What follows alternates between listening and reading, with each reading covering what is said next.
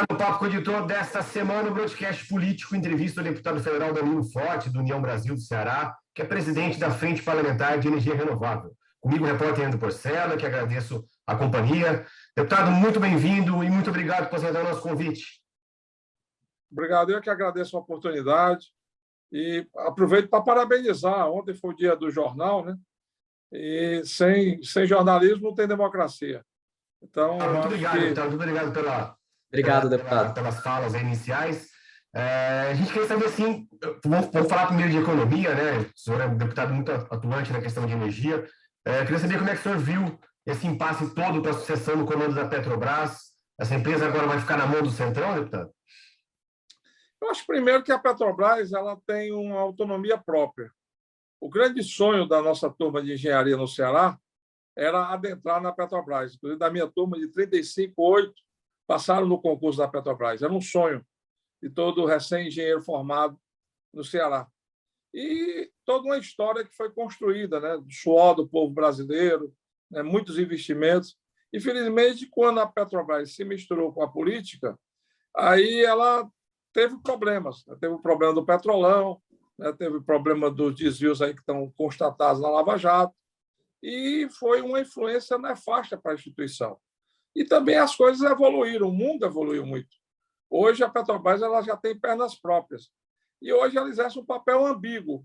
Quando é bom para ela ser empresa pública, ela usufrui e recorre do governo federal, inclusive para aporte financeiro, como aconteceu na questão do pré-sal, como aconteceu para cobrir o rombo da Lava Jato, do Petrolão, e lá a União tira recursos para aportar na Petrobras. Quando interessa ser empresa privada, ela se atribui à iniciativa privada.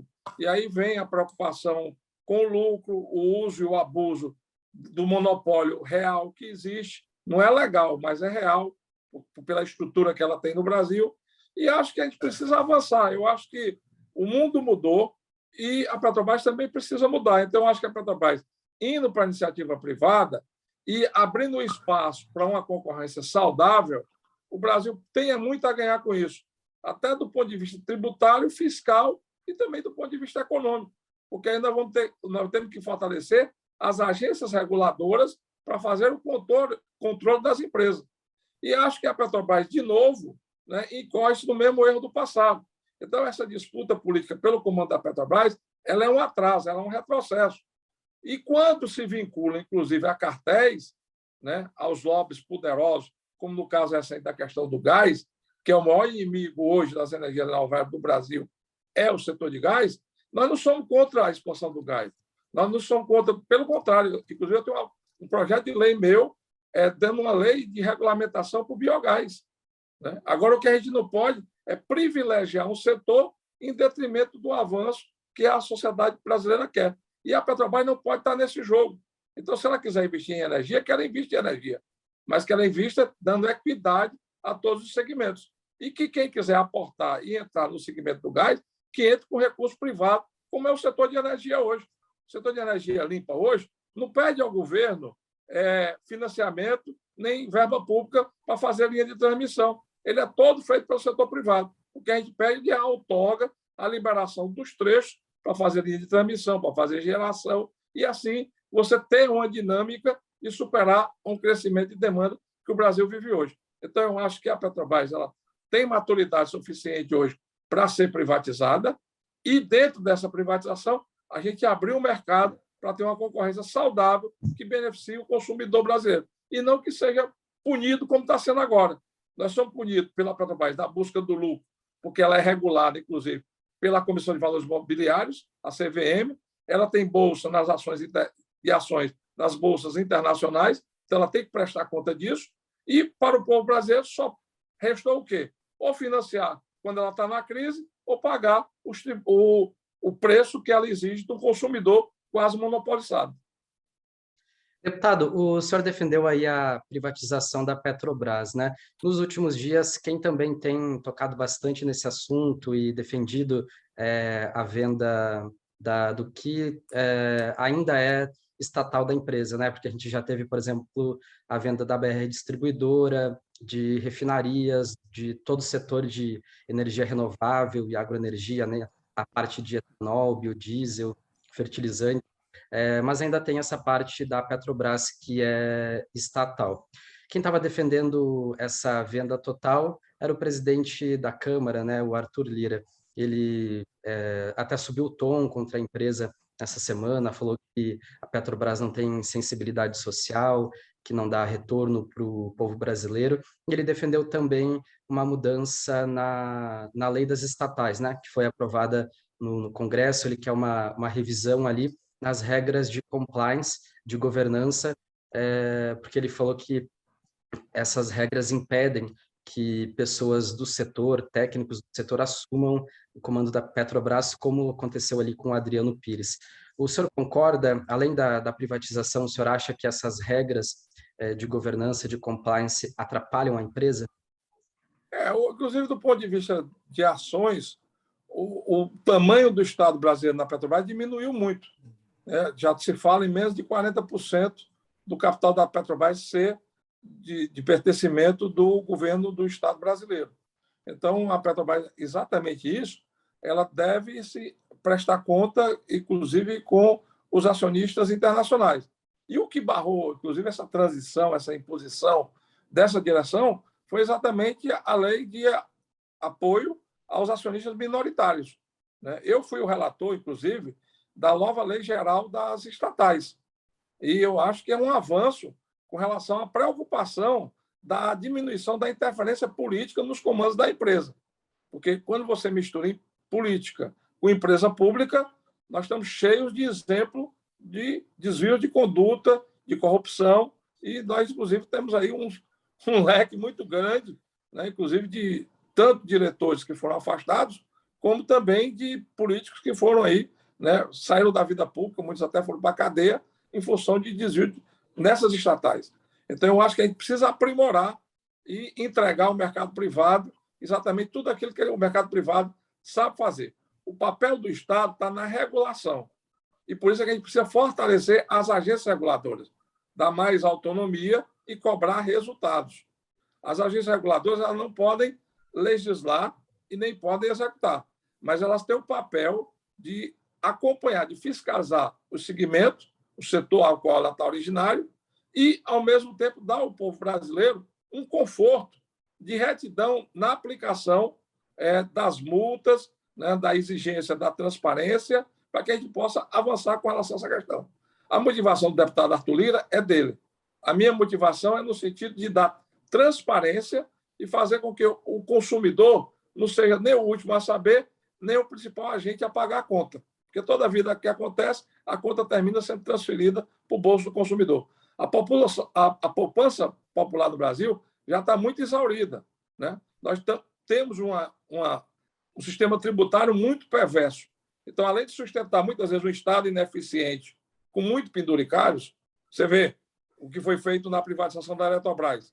Eu sou a favor da privatização da Eletrobras, mas eu fui radicalmente contra o Jabuti, que queria impor ali a questão do gasoduto, né, do gasoduto, exatamente para atender uma demanda privada. Inclusive, votei contra o destaque. No destaque, eu votei para suprimir do texto exatamente aquela aberração de garantir a compra de 8 GB para beneficiar um setor privado. Isso está errado. Então, eu acho que o que a população brasileira, teço minhas loas e parabenizo o sistema Estadão de comunicação, porque vocês foram os primeiros a denunciar isso. E a gente precisa do apoio da imprensa para denunciar essas coisas mesmo. Então, eu acho que o Brasil ele está amadurecendo. Às vezes a gente fica chateado, a gente fica assim meio quer um passo mais largo, mas eu acho que há uma evolução.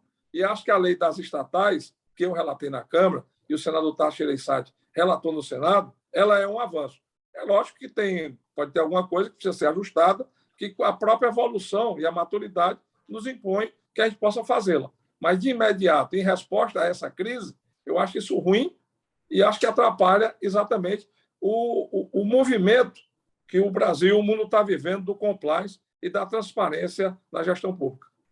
O senhor citou aí duas questões, a questão da necessidade de organização da Petrobras e do fortalecimento das agências reguladoras. Mas o começo do que já aconteceu disso, que era a questão de privatização, assim, de venda de coisas, a gente mostra que a empresa que produz petróleo também, que vende petróleo no Brasil, que vende combustível, refinarias privadas, elas vendem com preço maior do que a Petrobras, ou seja, isso chega ao consumidor com preço maior. E no caso das agências reguladoras, a gente está vendo nesse momento, como a gente noticiou ontem, durante a semana, o aparelhamento do governo nessas agências reguladoras, assim, indicação do governo, aparelhamento político também.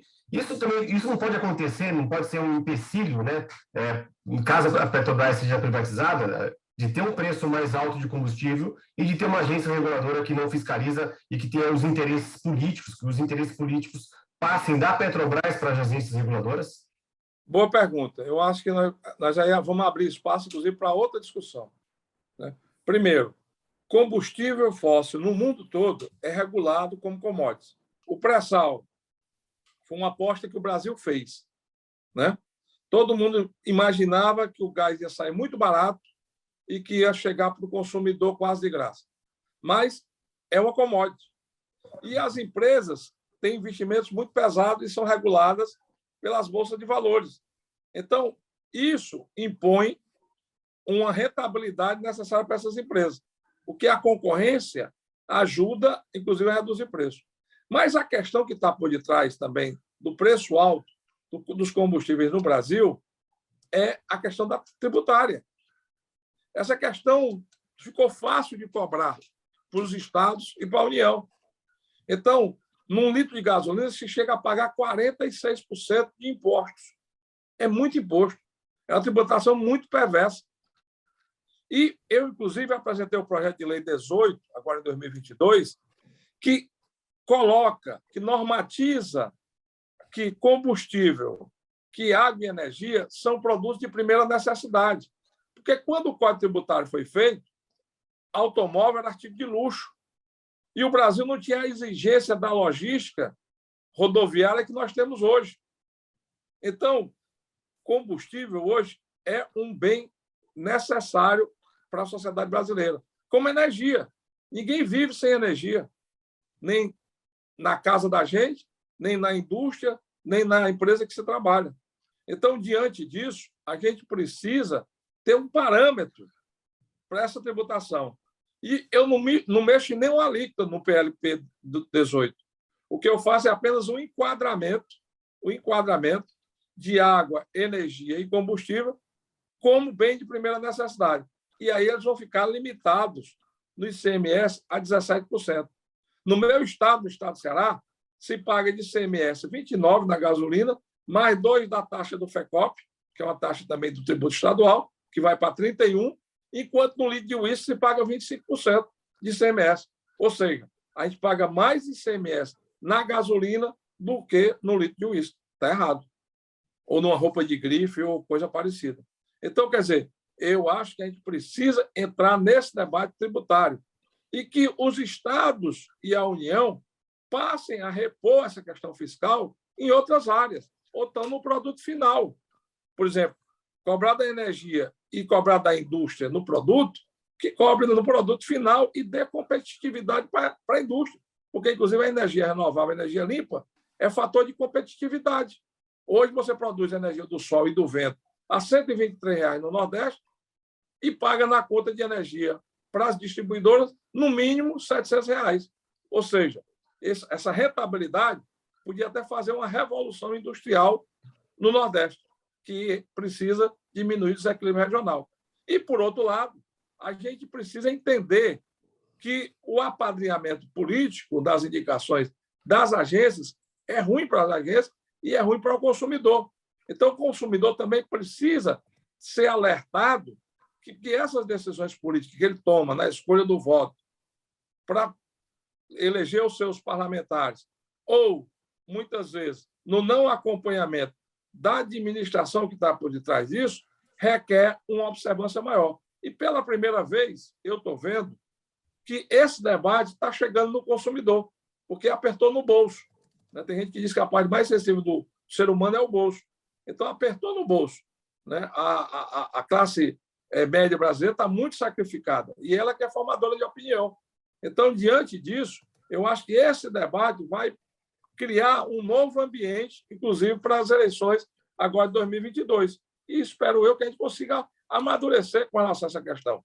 Então, por um lado, temos que rever a questão do maior controle da sociedade com relação às agências reguladoras e, por outro lado, nós temos também que trazer para dentro desse debate a questão tributária, porque, senão, nós vamos ficar capenga. É muito fácil cobrar imposto, onde você tem poucos distribuidores, tem quase um monopólio com relação a combustível no Brasil, e em detrimento do sacrifício da sociedade brasileira. E, por outro lado, também, Gustavo, todos os entes federados tiveram superávit no ano passado. A União teve superávit de mais de 400 bilhões de reais, os estados, todos eles, só o estado do Ceará teve um superávit de mais de 12 bilhões de reais, e os municípios que têm arrecadação também tiveram superávit. Por quê? Porque a inflação, no primeiro momento, ela é muito boa para os governos. Agora, quem paga a conta é o consumidor. Então, diante disso, eu acho que a gente precisa de uma equidade, de um equilíbrio.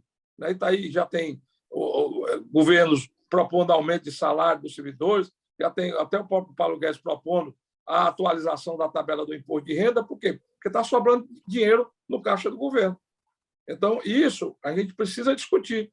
Houve a diminuição muito forte da relação dívida-PIB, que também era uma coisa que preocupava muito a todos nós. Por quê? Porque houve excesso de arrecadação. E o gasto não aumentou na mesma proporção, graças à lei do teto.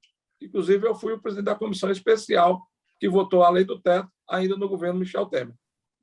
Deputado, o senhor falou aí do projeto que o senhor apresentou nesse ano, que fixa essa alíquota máxima de 17% do ICMS sobre combustíveis, né? A gente teve, desde o início do ano, uma ofensiva de projetos de lei, de PECs, com relação ao tema dos combustíveis, que está bem quente no mundo político e na sociedade como um todo, mas agora parece que arrefeceu um pouco, né? Com a proximidade das eleições também, a Câmara e o Senado passam a aprovar menos projetos, né? Os parlamentares vão estar menos tempo aqui em Brasília. O senhor acha que ainda dá tempo de aprovar mais alguma coisa no Congresso com relação aos combustíveis? Como estão, por exemplo, as negociações para esse projeto que o senhor apresentou? Eu acho que, primeiro, anteciparam muito o processo eleitoral. Infelizmente, ninguém desceu do palanque. Então, como o palanque foi continuado, parece que a eleição é depois da manhã, a eleição é daqui a 6 meses. E há, de fato, uma preocupação muito grande, inclusive, do setor, da população em geral, com a questão da volta da inflação.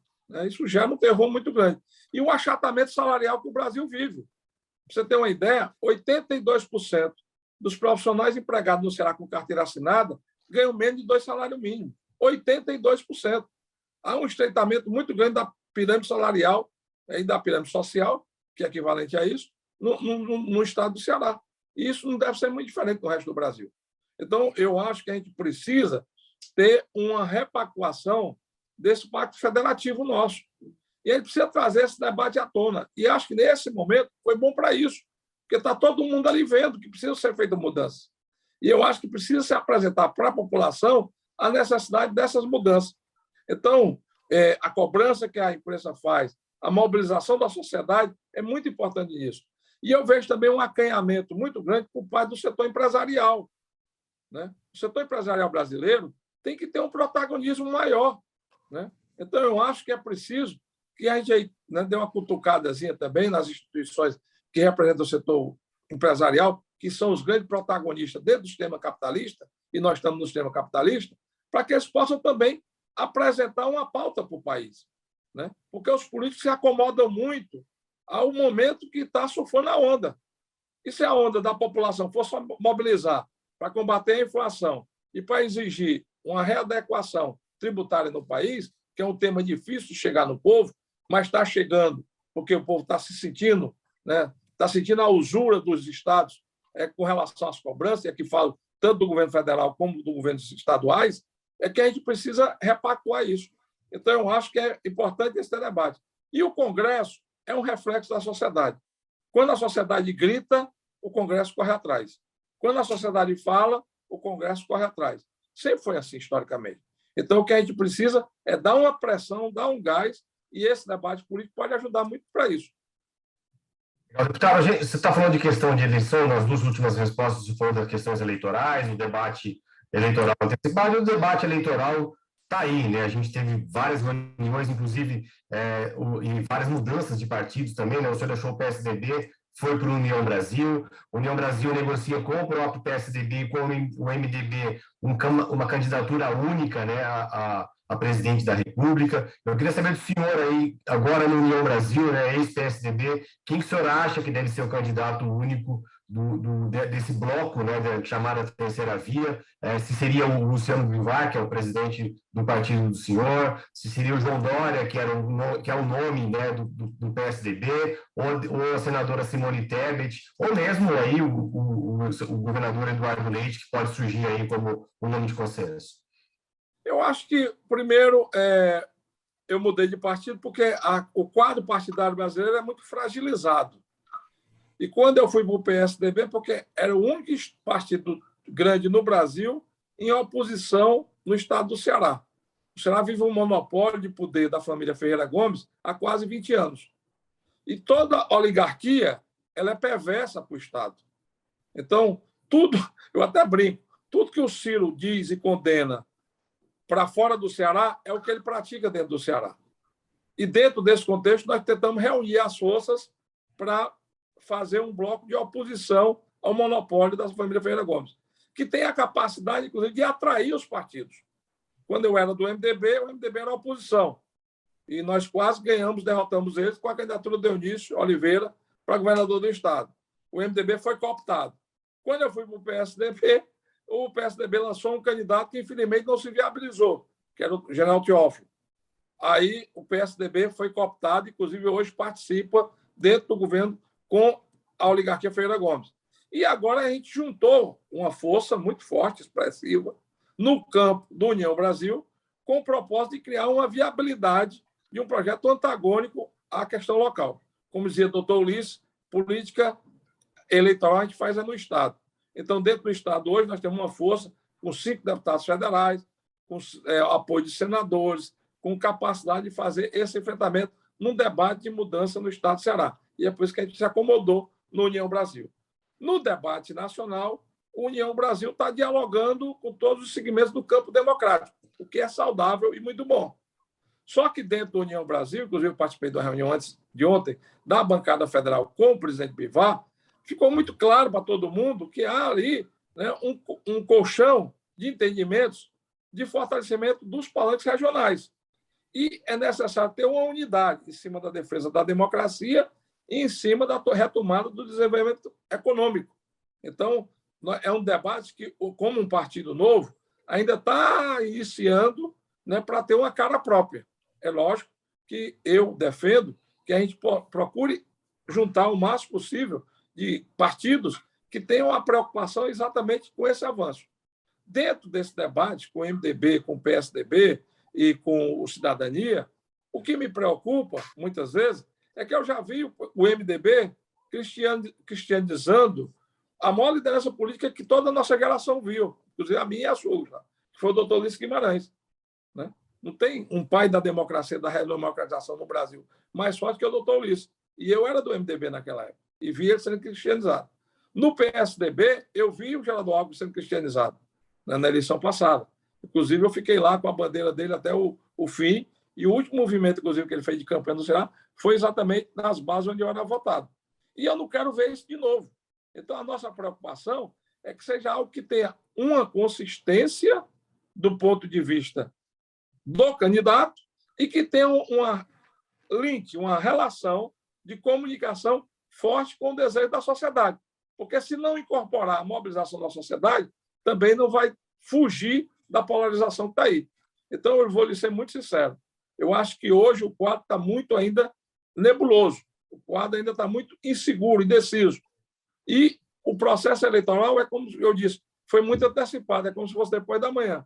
Espero eu que a sociedade possa ver que os modelos que estão aí colocados tiveram acertos e tiveram erros.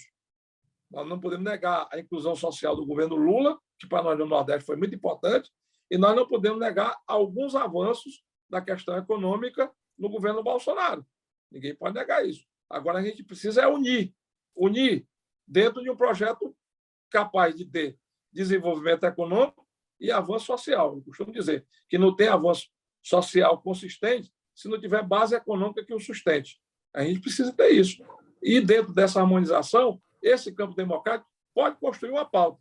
E aí eu já digo isso desde lá atrás. Quando eu estava no PSDB, num evento que eu tive com o governador João Dória, eu disse para ele, olha, vamos fazer uma pauta para o Brasil.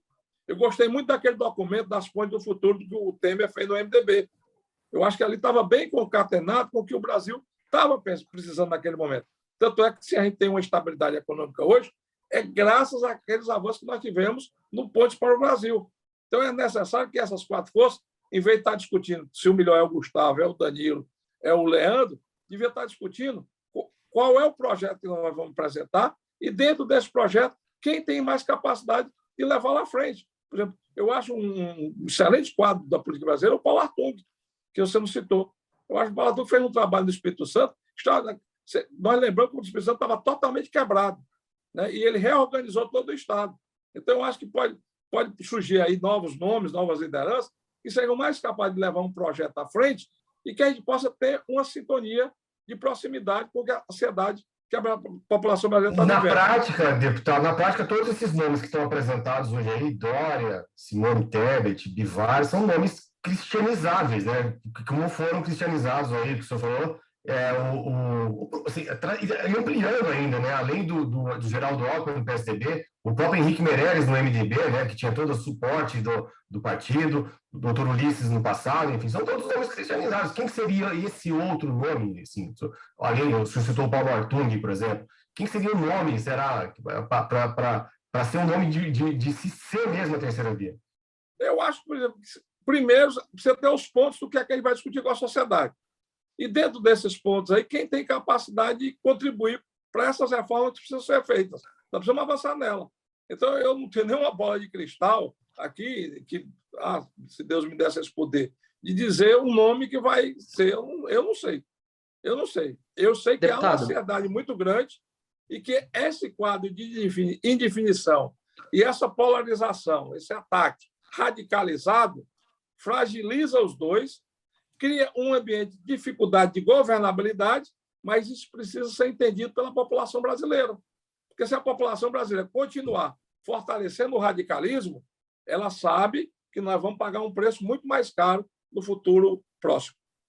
deputado, o senhor falou aí de oligarquia dos Ferreira Gomes lá no Ceará, que é o seu estado, falou um pouco ali do Ciro Gomes, que é também pré-candidato à presidência, né? Está mais bem colocado depois de Lula e Bolsonaro, e o seu partido União Brasil também tem mantido um diálogo com o Ciro. O senhor acha que o Ciro poderia representar essa terceira via, ou ele não se encaixa nesse campo? Eu conheço o Ciro há 42 anos. O Ciro é uma pessoa de temperamento dificílimo. É uma pessoa que muitas vezes até tem bons propósitos do ponto de vista do programa político, mas tem uma prática política que é o inverso de tudo aquilo que ele diz. Então, por isso é que hoje no Ceará ele está em terceiro lugar em todas as pesquisas. E é a segunda maior rejeição. A primeira maior rejeição é a do Bolsonaro, ele é a segunda maior rejeição.